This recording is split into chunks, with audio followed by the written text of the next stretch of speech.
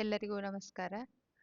ಎಂಟನೇ ಎಂಟನೇ ತರಗತಿಯ ಭಾಗ 2ರ ಕನ್ನಡ ಪುಸ್ತಕದ ಕನ್ನಡ ಭಾಷೆಯ 5ನೇ ಪಾಠ ಏನಾದರೂ ಮಾಡಿ ದೂರವಿರಿ.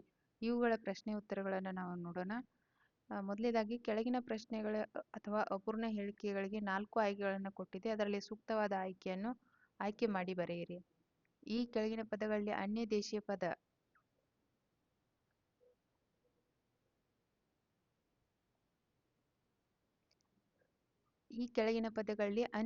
ಪದ ನೋಡ್ರಿ, ಇಲ್ಲಿ ಬಹುಮಾನ, ಚೀಲ, ಫೋನು, ಕರಪತ್ರ. ಅನ್ಯ ದೇಶೀಯ ಪದ ಅಂತಂದ್ರೆ ಬೇರೆ ದೇಶದಿಂದ ಎರವಲಾಗಿ ಪಡೆದುಕೊಂಡಿರೋದು. ಇದರಲ್ಲಿ ಫೋನು ಅಂತ ಬರುತ್ತೆ. ಕಸಬು ಎಂಬ ಪದ ಬಂದಾಗ ಉದ್ಯೋಗ ಅಂತ ಬರುತ್ತೆ. ಬಸದಿ ಅನ್ನೋ ಪದ ಬಂದಾಗ ಬಸದಿ ಪದದ ತದ್ಭವ ರೂಪ. ಬಸದಿಯದು ತದ್ಭವ, ತತ್ಸಮ ವಸತಿ ಆಗುತ್ತೆ. ಆಮೇಲೆ ಶರ್ಕರ ಪದದ ತತ್ಸಮ ಸಕ್ಕರೆ. ಆಯ್ತಾ? ಸೊ ಇಲ್ಲಿ ನೋಡ್ರಿ, ಈ ಕೆಳಗಿನ ಪ್ರಶ್ನೆಗಳಿಗೆ ಒಂದೊಂದು ವಾಕ್ಯದಲ್ಲಿ ಉತ್ತರ ಬರೆಯಿರಿ. ಪ್ರಶ್ನೆ ನಂಬರ್ 5, ಲೇಖಕಿ ಸ್ವದೇಶಿ ಕಂಪನಿಯ ವಸ್ತುಗಳನ್ನು ಹೇಗೆ ಹುಡುಕುತ್ತೇನೆ ಎಂದಿದ್ದಾರೆ. ಲೇಖಕಿಯು ಸ್ವದೇಶಿ ಕಂಪನಿಯ ವಸ್ತುಗಳನ್ನು ಪ್ರಜ್ಞಾಪೂರ್ವಕವಾಗಿ ಹುಡುಕುತ್ತೇನೆ ಎಂದಿದ್ದಾರೆ. ಲೇಖಕಿಯು ತನ್ನ ಲೇಖನದಲ್ಲಿ ಯಾವ ಬಗೆಯ ನಂಬಿಕೆಯನ್ನು ವ್ಯಕ್ತಪಡಿಸಿದ್ದಾರೆ. ಉತ್ತರ: ಲೇಖಕಿಯು ತನ್ನ ಲೇಖನದಲ್ಲಿ ಸಣ್ಣ ಪ್ರಯತ್ನದಲ್ಲೂ ಬದಲಾವಣೆ ಮತ್ತು ಸುಧಾರಣೆ ಹಾದಿಯಲ್ಲಿ ಒಂದು ಪುಟ್ಟ ಹೆಜ್ಜೆ ಮುಂದಿಡಲು ಸಾಧ್ಯ ಎಂಬ ನಂಬಿಕೆಯನ್ನು ವ್ಯಕ್ತಪಡಿಸಿದ್ದಾರೆ. ಯಾವ ನಂಬಿಕೆಯನ್ನಂತಂದ್ರೆ ಒಂದು ಪುಟ್ಟ ಹೆಜ್ಜೆ ಕೂಡ ಅದನ್ನು ಸಾಧ್ಯ ಮುಂದೆ ಇಡಲು ಸಾಧ್ಯ ಎಂಬ ನಂಬಿಕೆ. ಸುಧಾರಣೆ ಹಾದಿ, ಬದಲಾವಣೆ, ಒಂದು ಸಣ್ಣ ಸಣ್ಣ ಪ್ರಯತ್ನಗಳು ಬದಲಾವಣೆ ಮತ್ತು ಸುಧಾರಣೆ ಹಾದಿಯಲ್ಲಿ ಒಂದು ಪುಟ್ಟ ಹೆಜ್ಜೆ ಇಟ್ಟರೆ ಕೂಡ ಅದು ಬದಲಾವಣೆ ಎಂಬ ನಂಬಿಕೆಯನ್ನ ಇಲ್ಲಿ ವ್ಯಕ್ತಪಡಿಸಿದ್ದಾರೆ. ಲೇಖಕಿಯ ಪ್ರಕಾರ ಕೆಲವರಲ್ಲಿರುವ ಹವ್ಯಾಸ ಕಸಬು ಯಾವುದು. ಲೇಖಕಿಯ ಪ್ರಕಾರ ಕೆಲವರಲ್ಲಿರುವ ಹವ್ಯಾಸ ದೂರುವುದು, ಕೆಲವರಲ್ಲಿ ದೂರುವುದೇ ಕಸುಬಾಗಿರುತ್ತದೆ. ಭಾರತಿ ಪ್ರಭು ಅವರು ಯಾರು. ಭಾರತಿ ಪ್ರಭು ಅವರು ವಾಕ್ ಶ್ರವಣ ತಜ್ಞರು ಹಾಗೂ ಪರಿಸರದ ಬಗ್ಗೆ ಕಾಳಜಿ ಉಳ್ಳವರು. ಭಾರತಿ ಪ್ರಭು 9ನೇ ಕ್ವಶನ್, ಭಾರತಿ ಪ್ರಭು ಅವರು ಸದಾ ಮನೆಯಿಂದಲೇ ಕೈಚೀಲ ಹಿಡಿದು ಏಕೆ ಹೊರಡುತ್ತಾರೆ. ಭಾರತಿ ಪ್ರಭು ಅವರು ಅಂಗಡಿಯಿಂದ ಸಾಮಾನುಗಳನ್ನು ಕೊಳ್ಳಲು ಪ್ಲಾಸ್ಟಿಕ್ ಚೀಲ ಬಳಸದೆ ಕೈಚೀಲ ಬಳಸುವುದರಿಂದ ಮನೆಯಿಂದಲೇ ಕೈಚೀಲ ಹಿಡಿದು ಹೊರಡುತ್ತಾರೆ. ಅಂತರ್ಜಲ ಹೇಗೆ ಕಲುಷಿತವಾಗುತ್ತದೆ. ಕೃಷಿ ಬಳಸುವ ಕೀಟನಾಶಕ, ರಾಸಾಯನಿಕ ಗೊಬ್ಬರಗಳೆಲ್ಲವೂ ಅಂತರ್ಜಲದ ನೀರಿನಲ್ಲಿ ಬೆರೆತು ಕಲುಷಿತವಾಗುತ್ತವೆ. ಕ್ವಶನ್ ನಂಬರ್ 11, ಲೇಖಕಿಯು CSE ವರದಿ ಓದಿದ ವಿಚಾರವೇನು. ಲೇಖಕಿಯು CSE ವರದಿಯಲ್ಲಿ ಓದಿದ ವಿಚಾರವೇನೆಂದರೆ, ಅಂತರ್ಜಲವನ್ನು ಬಳಸುವ ಕೋಲಾ ಕಂಪನಿಗಳು ಸಂಪೂರ್ಣವಾಗಿ ನೀರನ್ನು ಶುದ್ಧಿ ಮಾಡದೇ ಇದ್ದ ಕಾರಣ ಕೀಟನಾಶಕ ತಂಪು ಪಾನಿಯಲ್ಲೇ ಉಳಿಯಿತು. ಕ್ವಶನ್ ನಂಬರ್ 12, ಅನಿವಾಸಿ ಭಾರತೀಯರು ಯಾವ ಮಾತು ಕೇಳಿದಾಗ ಲೇಖಕಿಗೆ ಕೆಟ್ಟೆನಿಸುತ್ತದೆ.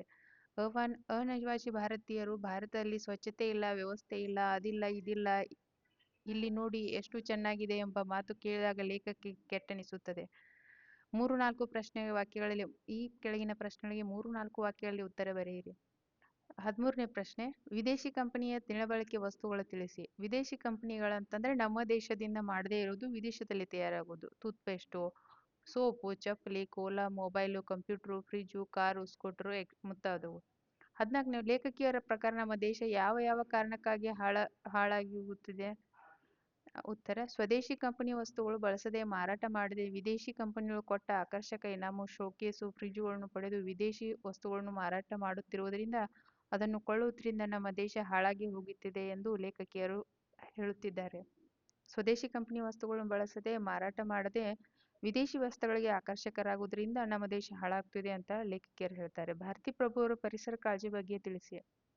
ಭಾರತಿ ಪ್ರಭು ಅವರು ಪರಿಸರ ಕಾಳಜಿಯುಳ್ಳ ವ್ಯಕ್ತಿ. ತಮ್ಮಿಂದ ಪರಿಸರ ಮಲಿನವಾಗುತ್ತದೆ. ಬಲು ಎಚ್ಚರ ವಹಿಸುವ ಕುಟುಂಬ. ಅವರ ಮನೆಯಲ್ಲಿ ದೀಪಾವಳಿ ದಿನದಂದು ದೀಪಗಳು ನರ್ತಿಸುತ್ತವೆ. ಪಟಾಕಿಗಳು ಕಡ್ಡಾಯವಾಗಿ ಬಳಸುವುದಿಲ್ಲ. ಅವರು ಅಂಗಡಿಯಿಂದ ಸಾಮಾನು ಕೊಳ್ಳಲು ಪ್ಲಾಸ್ಟಿಕ್ ಚೀಲ ಬಳಸದೆ ಕೈಚೀಲ ಬಳಸುವುದರಿಂದ ಮನೆಯಿಂದಲೇ ಪ್ರಜ್ಞಾಪೂರ್ವಕವಾಗಿ ಕೈಚೀಲ ಹಿಡಿದು ಹೊರಡುತ್ತಾರೆ. ಪ್ರಶ್ನೆ ನಂಬರ್, ನಮ್ಮ ಸುತ್ತಮುತ್ತಲಿನ ಪರಿಸರವು ಹೇಗೆ ಸುಧಾರಿಸಬಹುದು. ನಮ್ಮ ಸುತ್ತಮುತ್ತಲಿನ ಪರಿಸರ ಪ್ಲಾಸ್ಟಿಕ್ ಚೀಲ ಬಳಸದೆ ಮನೆಯಿಂದಲೇ ಪ್ರಜ್ಞಾಪೂರ್ವಕವಾಗಿ ಕೈಚೀಲ ಬಳಸುವುದರಿಂದ, ದೀಪಾವಳಿ ದಿನದಂದು ಪಟಾಕಿ ಕಡ್ಡಾಯವಾಗಿ ಶಬ್ದ ಮಾಡದೆ ದೀಪಗಳು ನರ್ತಿಸುವುದರಿಂದ, ಮನೆಯಲ್ಲಿ, ಕಾರಲ್ಲಿ, ಸ್ಕೂಟರಲ್ಲಿ ಸದಾ ಕೈಗೆ ಸಿಗುವಂತೆ ಕೈಚೀಲ ಇಡುವುದರಿಂದ ಸುಧಾರಿಸಬಹುದಾಗಿದೆ. ನಾವು ಇದನ್ನು ಪ್ರಜ್ಞಾಪೂರ್ವಕವಾಗಿ ರೂಢಿ ಮಾಡಿಕೊಳ್ಳಬೇಕು. ನಮಗೆ ಅದೇ ಅಭ್ಯಾಸವಾಗಬೇಕು ಎಂದಿದ್ದಾರೆ. ಪ್ರಶ್ನೆ ನಂಬರ್ 2, 15 ವರದಿಯ ಪ್ರಕಾರ ಕೋಲಾದಲ್ಲಿ ಕೀಟನಾಶಕ ಹೇಗೆ ಬಂತು. ಕೃಷಿಯಲ್ಲಿ ಬಳಸುವ ಕೀಟನಾಶಕಗಳು, ರಾಸಾಯನಿಕ ಗೊಬ್ಬರಗಳು ಇವೆಲ್ಲ ಅಂತರ್ಜಲ ಕಲುಷಿತಗೊಳ್ಳುತ್ತವೆ. ಅಂತರ್ಜಲವನ್ನು ಬಳಸುವ ಕೋಲಾ ಕಾಂಪೌಂಡ್ ಸಂಪೂರ್ಣವಾಗಿ ನೀರನ್ನು ಶುದ್ಧ ಮಾಡಿದ ಕಾರಣಕ್ಕಾಗಿ ಕೀಟನಾಶಕ ತಂಪು ಪಾಣಿಯಲ್ಲಿ ಉಳಿಯುತ್ತದೆ ಎಂಬುದಾಗಿ ಕೋಲಾದಲ್ಲಿ ಕೀಟನಾಶಕ ಮಿಶ್ರಣದ ಬಗ್ಗೆ ಸಿಎಸ್ಸಿ ವರದಿ ತಿಳಿಸುತ್ತದೆ. ಈ ಲೇಖಕಿ ಜನ್ಮಸ್ಥಳ, ಕಾಲ, ಬಿರುದು, ಪ್ರಶಸ್ತಿಯ ಕುರಿತು ವಾಕ್ಯ ರೂಪದಲ್ಲಿ ಬರೆಯಿರಿ. ಶ್ರೀಮತಿ ನೇಮಿಚಂದ್ರ ಅವರ ಜನನ 1959ರಲ್ಲಿ ಚಿತ್ರದುರ್ಗದಲ್ಲಿ ಆಯಿತು. ಅವರು ತಮ್ಮ ಕನಸುಗಳಲ್ಲಿ ನೀವಿದ್ದೀರಿ, ಮತ್ತೆ ಬರೆದ ಕಥೆಗಳು, ಅವರ ಕನಸಿನ ಪಯಣ, ಬದುಕು ಬದಲಿಸಬಹುದು ಪ್ರಶಸ್ತಿ, ನೃಪತುಂಗ ಪ್ರಶಸ್ತಿ, ಅತ್ತಿಮಬ್ಬೆ ಪ್ರಶಸ್ತಿಗಳು ದೊರೆತಿವೆ. ಈ ಕೆಳಗಿನ ವಾಕ್ಯಗಳಿಗೆ ಸ್ವಾರಸ್ಯ ಸಂದರ್ಭವನ್ನು ಬರೆಯಿರಿ. ನಮ್ಮ ದೇಶ ಹೇಗೆ ಹಾಳಾಗುತ್ತಿದೆ? ಪ್ರಸ್ತುತ ವಾಕ್ಯವನ್ನು ಶ್ರೀಮತಿ ನೇಮಿಚಂದ್ರ ಅವರು ಬರೆದಿರುವ ಬದುಕು ಬದಲಿಸುವ ಎಂಬ ಕೃತಿಯಿಂದ ಏನಾದರೂ ಮಾಡಿ ದೂರವಿರಿ ಎಂದು ಗದ್ಯಪಾಠದಿಂದ ಆರಿಸಲಾಗಿದೆ. ಈ ಮಾತನ್ನು ಲೇಖಕಿಯರು ನೆಂಟರ ಹುಡುಗನಿಗೆ ಹೇಳುವುದಾಗಿದೆ. ಲೇಖಕಿಯರ ಮನೆಗೆ ನೆಂಟರ ಹುಡುಗ ಬಂದಿದ್ದ. ಆತ ಬೆಂಗಳೂರಿಗೆ ಜಿಎಂ ರಸ್ತೆ ಪೂರಾ ಸುತ್ತಿ ಬಂದು ಅಕ್ಕ ಬರೀ ವಿದೇಶಿ ಅಂಗಡಿ ಸಾಮಾನುಗಳು, ವಿದೇಶಿ ಸಂಸ್ಕೃತಿ ಶೋಕಿ, ನಮ್ಮ ದೇಶ ಹಾಳಾಗಿ ಹೋಗುತ್ತಿದೆ ಎಂದು ಹೇಳುವಾಗ ಈ ಮೇಲಿನ ವಾಕ್ಯವನ್ನು ಬಳಸಲಾಗಿದೆ. ಸುಮ್ಮನೆ ದೂರಬೇಡಿ, ಏನಾದರೂ ಮಾಡಿ. ಪ್ರಸ್ತುತ ವಾಕ್ಯವನ್ನು ಶ್ರೀಮತಿ ನೇಮಿಚಂದ್ರ ಅವರು ಬರೆದಿರುವ ಬದುಕು ಬದಲಿಸುವ ಎಂಬ ಕೃತಿಯಿಂದ ಏನಾದರೂ ಮಾಡಿ ದೂರಬೇಡಿ ಎಂಬ ಗದ್ಯಪಾಠದಿಂದ ಆಯ್ದುಕೊಳ್ಳಲಾಗಿದೆ. ಈ ಮಾತನ್ನು ಲೇಖಕಿಯವರು ಪುತಿನ್ ಅವರು ಹೇಳಿದ ಮಾತನ್ನು ನೆನಪಿಸಿಕೊಳ್ಳುತ್ತಾರೆ. ಲೇಖಕಿಯರು ಕಾಲೇಜಿನ ದಿನಗಳಲ್ಲಿ ಕನ್ನಡ ಸಂಘದ ಕಾರ್ಯಕ್ರಮಕ್ಕೆ ಪುತಿನ್ ಅವರನ್ನು ಆಹ್ವಾನಿಸಿದ್ದರು. ಅವರು ತಮ್ಮ ಭಾಷಣದ ಮಧ್ಯೆ ಯಾವುದೋ ವಿಷಯವನ್ನು ಉಲ್ಲೇಖಿಸಿ ಅವರು ಹೇಳಿದ ಮಾತು ಸುಮ್ಮನೆ ದೂರಬೇಡಿ, ಏನಾದರೂ ಮಾಡಿ ಎಂದು ತಮ್ಮ ಭಾಷಣದಲ್ಲಿ ಹೇಳುವಾಗ ಈ ಮೇಲಿನ ವಾಕ್ಯ ಬಂದಿದೆ. ಕೀಟನಾಶಕ ತಂಪು ಪಾಣಿಯಲ್ಲೇ ಉಳಿಯಿತು. ಪ್ರಸ್ತುತ ವಾಕ್ಯವನ್ನು ಶ್ರೀಮತಿ ನೇಮಿಚಂದ್ರ ಅವರು ಬರೆದಿರುವ ಬದುಕು ಬದಲಿಸಬೇಕೆಂಬ ಕೃತಿಯಿಂದ ಆಯ್ದು ಏನಾದರೂ ಮಾಡಿ ದೂರಬೇಡಿ ಎಂಬ ಗದ್ಯಪಾಠದಿಂದ ಆರಿಸಲಾಗಿದೆ. ಈ ಮಾತನ್ನು ಲೇಖಕಿಯವರು ಗೆಳತಿಯಲ್ಲಿ ಹೇಳಿದ್ದಾಗಿದೆ. ಲೇಖಕಿಯವರು ಕೃಷಿಯಲ್ಲಿ ಬಳಸುವ ರಾಸಾಯನಿಕ ಕೀಟನಾಶಕಗಳು, ರಾಸಾಯನಿಕ ಗೊಬ್ಬರ ಇವೆಲ್ಲ ಅಂತರ್ಜಲವನ್ನು ಕಲುಷಿತಗೊಳಿಸುತ್ತವೆ. ಅಂತರ್ಜಲವನ್ನು ಬಳಸುವ ಕೋಲಾ ಕಂಪನಿಗಳು ಪೂರ್ಣವಾಗಿ ನೀರನ್ನು ಶುದ್ಧಿ ಮಾಡದೇ ಇದ್ದ ಕಾರಣ ಕೀಟನಾಶಕ ತಂಪು ಪಾಣಿಯಲ್ಲೇ ಉಳಿಯುತ್ತದೆ ಎಂದು ಹೇಳುವಾಗ ಈ ಮೇಲಿನ ವಾಕ್ಯವನ್ನು ಬಳಸಿದ್ದಾರೆ. ಅದಿಲ್ಲ ಇದಿಲ್ಲ ಎಂದು ಇಲ್ಲಿ ನೋಡಿ ಎಷ್ಟು ಚೆನ್ನಾಗಿದೆ. ಈ ವಾಕ್ಯವನ್ನು ಪ್ರಸ್ತುತ ವಾಕ್ಯವನ್ನು ನೇಮಿಚಂದ್ರ ಬರೆದಿರುವ ಬದುಕು ಬದಲಿಸುವ ಎಂಬ ಕೃತಿಯಿಂದ ಆಯ್ದು ಏನಾದರೂ ಮಾಡಿ ದೂರವಿರಿ ಎಂಬ ಗದ್ಯಪಾಠದಿಂದ ಆರಿಸಲಾಗಿದೆ. ಲೇಖಕಿ ವಿದೇಶಿ ಯಾತ್ರೆ ಸಮಯದಲ್ಲಿ ಅನಿವಾಸಿ ಭಾರತೀಯರಿಗೆ ಹೇಳಿದ್ದಾಗಿದೆ. ಲೇಖಕಿಯು ವಿದೇಶಿ ಯಾತ್ರೆ ಕೈಗೊಂಡಾಗ ಅನಿವಾಸಿ ಭಾರತೀಯರ ಮನೆಯಲ್ಲಿ ಉಳಿಯುವ ಸಂದರ್ಭ ಬಂದಿತು.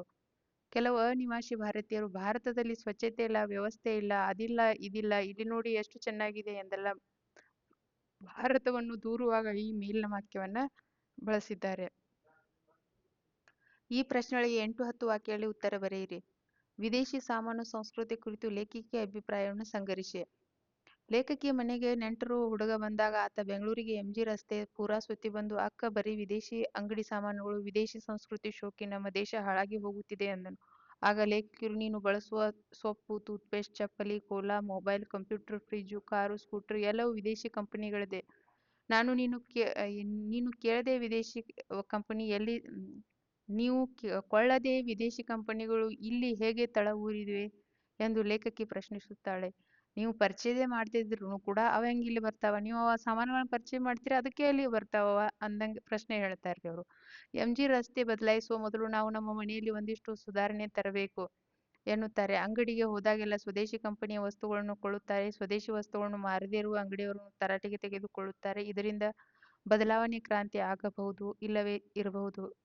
ವಿದೇಶಿ ಸಾಮಾನು ಸಂಸ್ಕೃತಿ ಕುರಿತು ಲೇಖಕಿ ಅಭಿಪ್ರಾಯ. ಏನಾದರೂ ಮಾಡಿ ದೂರಬೇಡಿ ಲೇಖನದಲ್ಲಿ ಬರುವ ಪ್ರಮುಖ ಅಂಶಗಳನ್ನು ಪಟ್ಟಿ ಮಾಡಿ.